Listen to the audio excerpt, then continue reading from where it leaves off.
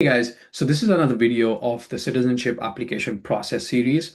I made the first video where I talked about the overall citizenship application process. And if you haven't watched that video, I highly recommend that you watch that video first. In this video, we'll focus on the first step of the overall process, which is the application itself. First thing I've done is I've logged on to ISD Online. Once you've logged in here, the one tab that we are interested in is the applications for naturalization.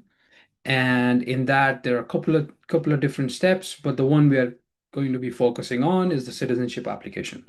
So once you hit begin application, it will start asking you for several details, which we'll look at in this video, and then you have to eventually submit it. Now, once you click on the form, this is the page you get to, which is just the introduction page where it talks about some important details. So I highly recommend that you read everything. Skip that for now. Just check the box that you've read everything, select the category of the applications, and the application is based on this different categories here. So we'll go with residence because that's what we'll talk about. Maybe you need to go back and collect some more information, so you always save it. It's much easier to just start from that point. Once you come to next, it's more about just a data privacy notice. Again, I'm not going to read about this in this video. You can have a read and we go to the next. Now, this is where most of the details would start to come in. Put in your legal personal details. Make sure all these details match to what documents, such as your passport and other details you'll be sharing as supporting documentation. So these details should match exactly what's on the documentation you have. PPS number, I added mine because I had one. If you have, I definitely recommend adding that here.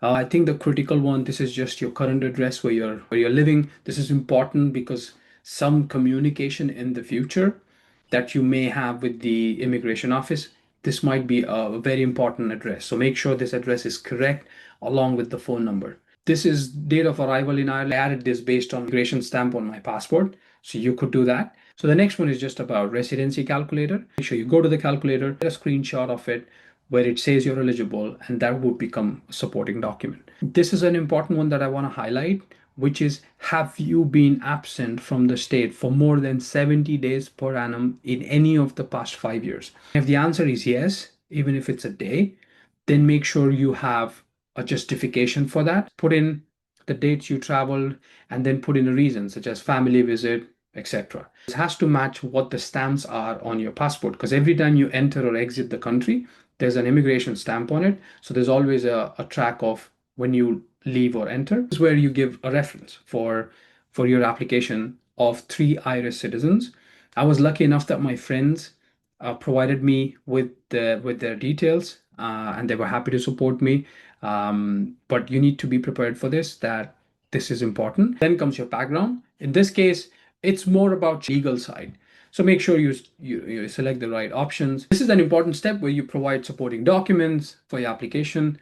The important documents include passport and birth certificate. So in my case, the birth certificate was not in English. So I had to write to the Embassy of India requesting a copy of my birth certificate. They issued that in English, so that helped.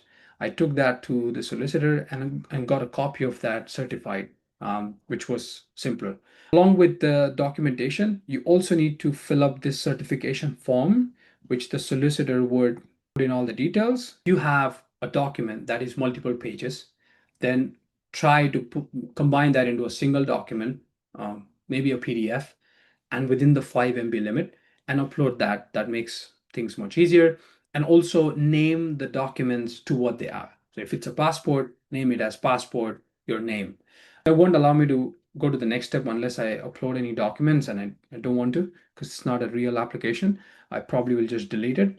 But yeah, you just declare, and at the last step, you submit. And once you submit, it comes under, if you go to your forms, it would show under submitted.